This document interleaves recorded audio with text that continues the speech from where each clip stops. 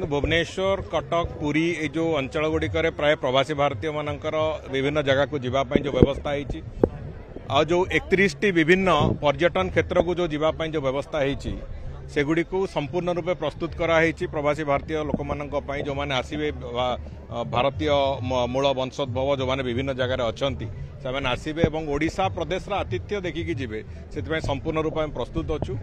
एवं आज जो पथ उत्सव आरंभ है ये वास्तव में प्रवासी भारतीय मानक आखि आगे रखिक आगमन को आखि आगे रखी कराई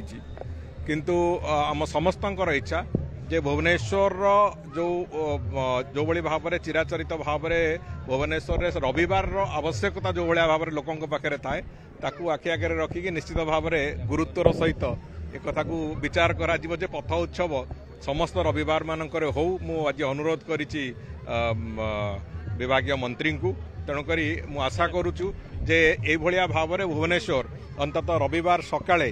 सबुदिन एकाठी हबार गोटे पर्याय विभिन्न कथा देखा विभिन्न कथा चिन्हवा विभिन्न निज संस्कृति को जानिबा ये प्रक्रिया पूरापूरी भाव में चलिबो एवं आगामी दिन में भुवनेश्वर गोटे नुआ वातावरण नुआ माहौल भी रहिबो।